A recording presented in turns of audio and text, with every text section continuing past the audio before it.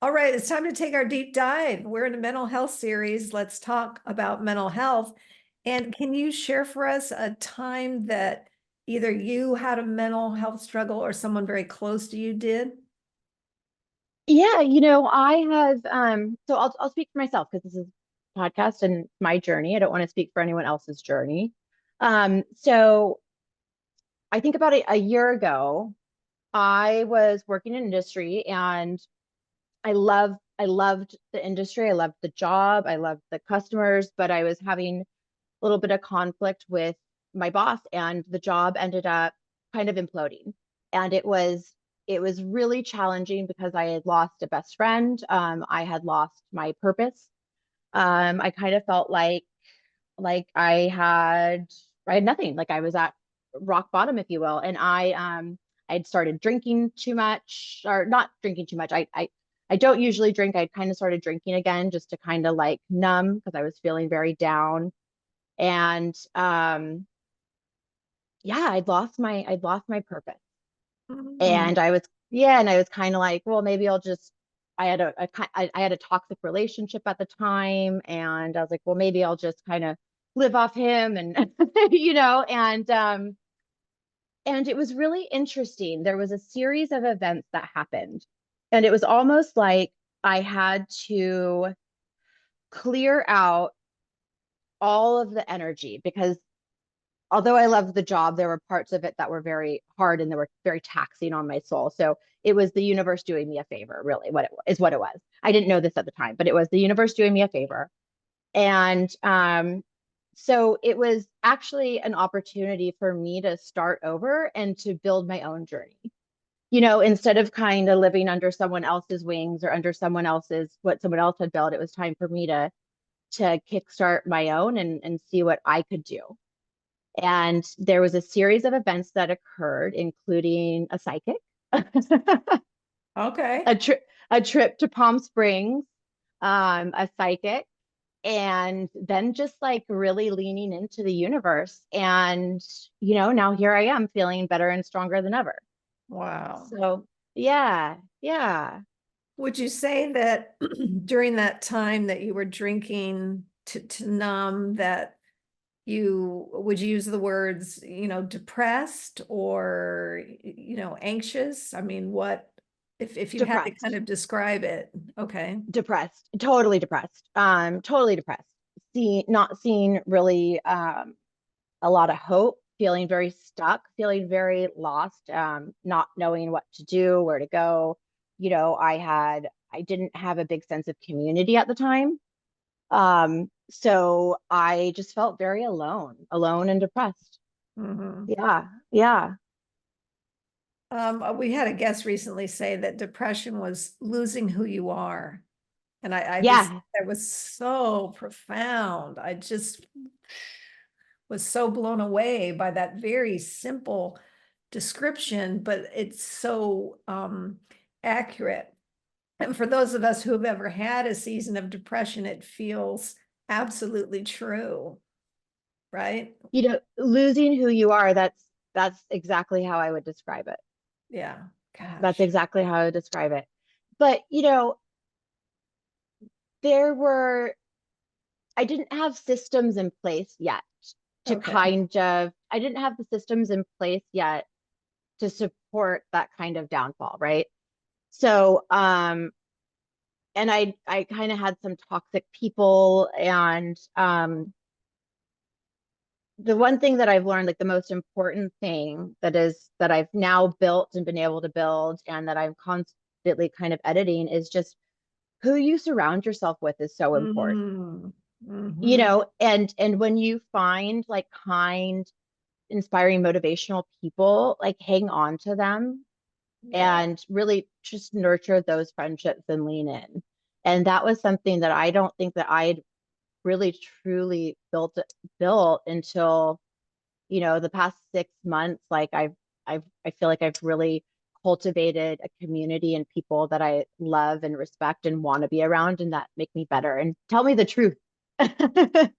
Right, You right. know? Yeah, I yeah. like that you use the word cultivated. You cultivated a community because I think there is some intention that goes into that, and there is some it's a little bit of a process. You know, you're kind of trying people on, and through a little bit of time and circumstance, you know, you make those choices. You get to know a person, they get to know you, and you sort of try them on, are you one of my people? You know, are you safe? You know, that sort of thing. And that, yes, can speak the truth to you. Absolutely. So it sounds like you got through it by, you say, a series of events and sort of clearing things out, and some other circumstances that I guess that was sort of a rock bottom. And then now you are being sort of lifted up by these different events and things that happened. Um, what is something that you learned? Okay, you talked about surrounding yourself with good people. Is there anything else that either how you got through it or what you learned because of it? Yeah, I think that I really learned how to almost like tap into the power of the universe, right? So really listening. I think when you have a lot of noise around you, or negative energy, you can't see where the universe is guiding you. And when you clear out that noise, like I stopped drinking, cleared that, got rid of these toxic energies that were around me, and the universe really just started like putting things in my path. Mm, Um, and now I had to say yes, and I had to get up and show up. So that's a big part of it. But I just leaned in. I just leaned in, and mhm. I realized the only thing worse than this, or there's nothing worse. There's nowhere, I can't go down anymore. So I might as well try, right? And letting go of any kind of fear. Yeah, like letting go of Yeah, any kind of fear. And I didn't realize how much fear had been holding me back in my life.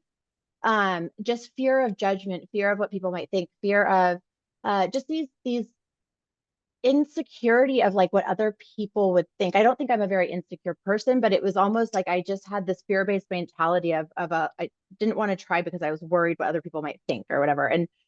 And I just, for whatever reason, after this psychic interaction, actually, almost here having just someone say like, listen, you're going to go through substantial changes and you're going to be great and you got this. It was almost like I just needed a little voice to say like, you're going to be okay. Like like you got this. Like let's go. And right, yeah, so yeah, just having someone almost like believe in me, I guess. right, right. Yeah, yeah. Faith. Yes, Faith is faith, what it was. It was faith. faith. Yeah, Yeah, yeah, that's that's great. I love that word faith. It means so much.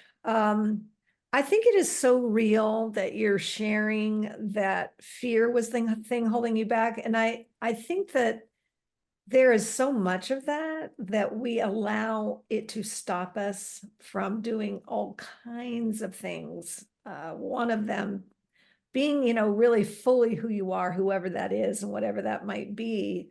We kind of shrink in, I think, and don't really just, you know, be who we are in the fullness of it all. And I think it is important to have these conversations about how fear can holds us back, because I think particularly we're both women, we can speak to that. I don't know if men have that as much as we do.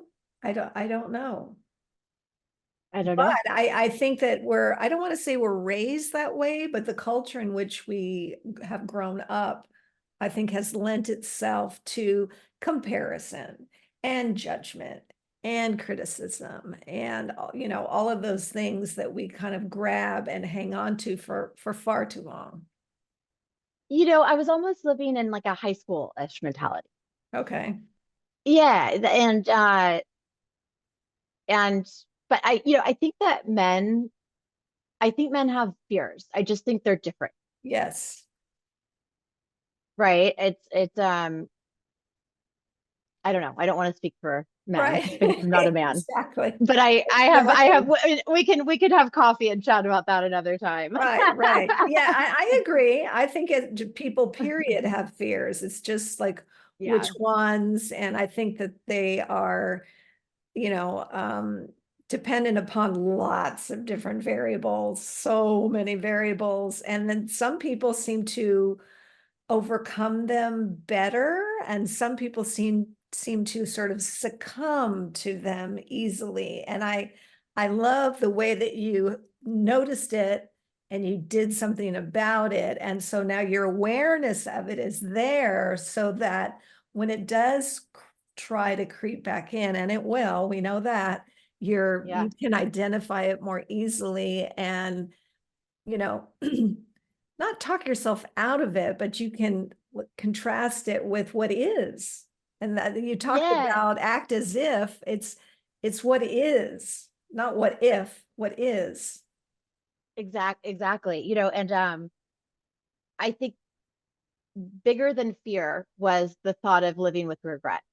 Oh, So, right. So, oh, am I going to be 80 and look back at, when I was in oh, my 30s, I could have so started and good. tried this business and what would have happened. And so, yeah, yeah. And when you got nothing to lose, you might as well try, right?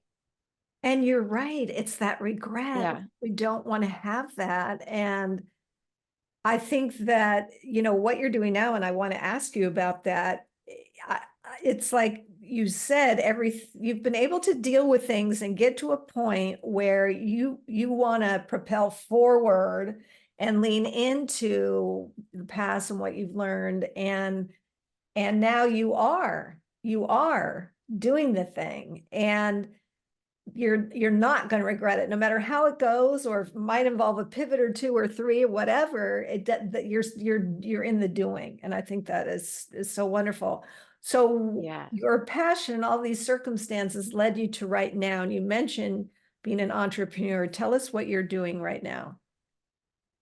So, well, my company is Hello Shade, and we are doing UPF 50 plus sun protection sleeves to for when you are walking your dog, taking your kids to the park, driving in your car, so that your skin is not getting hammered by the sun.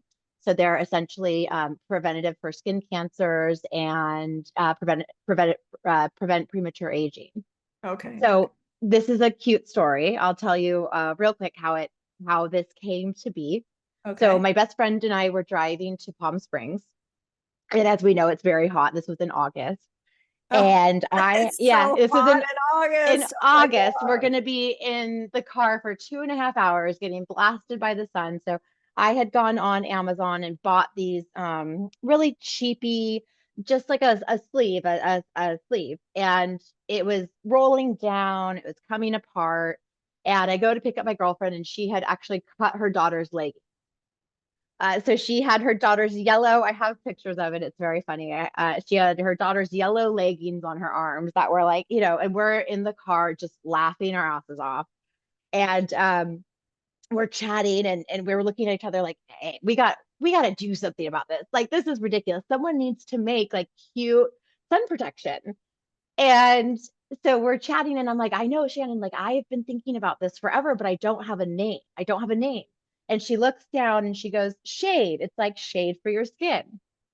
And I looked at her, and I'll never forget it. And I go, that's brilliant. And I think I was driving, so I was like, pull up the URL, see if it's available, see if it's available. So anyway, I am, if nothing but not a go-getter. And within, so Shade had the trademark taken, but then I added the hello to it. I thought it was cute and sassy and very California. And I went and I bought the URL, I trademarked it, and I was off to the races. That is So great. yeah, yeah, yeah. And that's so So interesting. You did that first before you even like prototyped, came up with, I mean, you knew you were going to start with sleeves. yeah, I just knew as soon as she said shade for your skin, I just knew. Like my gut, like it was just like it was this moment of clarity. and I leaned in. There were a couple other things that happened within a week where, like, Project or Magic Las Vegas, which is the big fashion trade show, I made a phone call. My friend got me tickets. So within 1 week, I was in Las Vegas. I found a manufacturer, I found the fabric. So it was very universe driven, but again, I was taking action. And yeah, it was meant to be. Like, it was, Wow. yeah, I just leaned in. I just leaned in. Faith over fear. Yes, yes. Yeah. Back to the Uh-huh. leaning in. That's Yep. wonderful. Okay, and so kind of wrapping up the mental health aspect of things, how do you think we can help, because we can't get rid of it completely probably. How can we help remove the stigma of mental health? We're all struggling with something. And so just at the that's it. We're all struggling with something. So just talking about it and having these conversations. I mean, I think that there's a lot of people that have spoken out about it at this point. Um, I don't know. What are your thoughts on this? I'd love to Well, spitball off of you. I think yes, we have to start talking about it and recognizing that we're all struggling with something, and if not now, then we did in the past, and we might in the future, and we might again in the future. I mean, it's not that different health wise than the other aspects of our health, our physical health, our emotional health. I I think that that's the beginning, is the talking about it, and then sharing our stories that are in that time, which I've written about a bunch in the blog and the accompanying blog, different times that I've struggled with anxiety, and how how hard it is when you're in it and then you get out of it. And I mean, things have changed a lot even in my lifetime from my first times. I mean, I had so much shame around it. I didn't tell anybody for the Mm, longest time because, first of all, I didn't know what it was. I didn't know anybody else could possibly have it. It's just sort of, and I think yeah. another piece of this is education. And if not, Yeah. you know, education slash resources. I mean, if we do talk about it more, and in our conversations with friends, with family, with our children, in the workplace, that other people have and will likely have times of this, and that it is important to recognize that this is a part of who we are, and it's not shameful, it's not bad. And by the way, it's not something you signed up for. You didn't say, oh Yeah. yeah, I'll go through a season of depression. Okay, sure, I'll do that. Yeah. I mean, we don't choose that, but we sometimes find ourselves in it, and then the working to get out of it. And I think having these conversations is really, really critical to making it um, simply a part of our health. You know, so two things come up for me. Reducing the stigma is it starts at home and with the kids, right? So how I can personally help reduce the stigma is talking to my son about it, Mhm. talking to our kids about it, making these parts of, I remember we had an emotion book that it was, and I remember when he was, gosh, he was like 4 or 5, because that's when tantrums are occurring and all the things. And we would sit down and he would identify how he was feeling in this little book, and we would talk about it. Oh, I'm gonna get emotional. Oh, I'm so gonna get emotional. sweet. It's so sweet. It's reminding me of when I'm having like flashbacks of when he was a baby. But Oh, yeah, so he would, and it was so cute to see his little brain, because he's a boy, and I was a single mom even then. And so just seeing him being so like vulnerable, because that's he was, and I remember thinking, like, I bet my dad never did something like this, with his mom, right? Like, I bet they never sat down and looked at an emotion. It was like she would get pinched or whipped or whatever.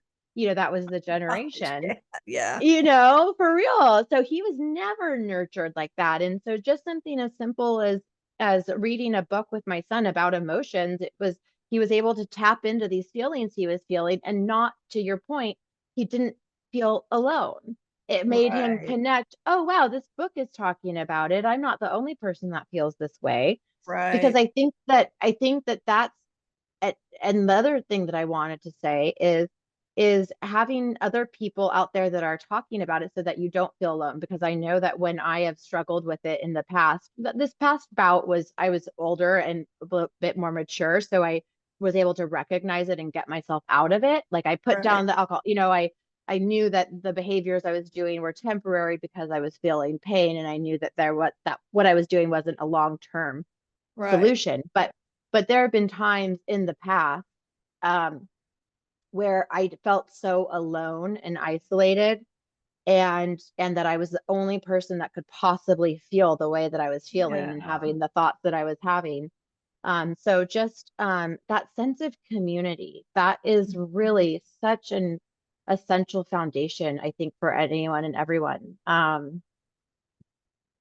Yeah, so having people like you speaking about it and building these communities through Instagram or Facebook or whatever, where people can go on and read someone's story or listen to a podcast and just not feel so alone. Because I think absolutely. that isolation creates addiction, creates depression, and the counter anecdote to that is really community and feeling like Yes, you're not alone. So, absolutely. I agree completely with everything you're saying.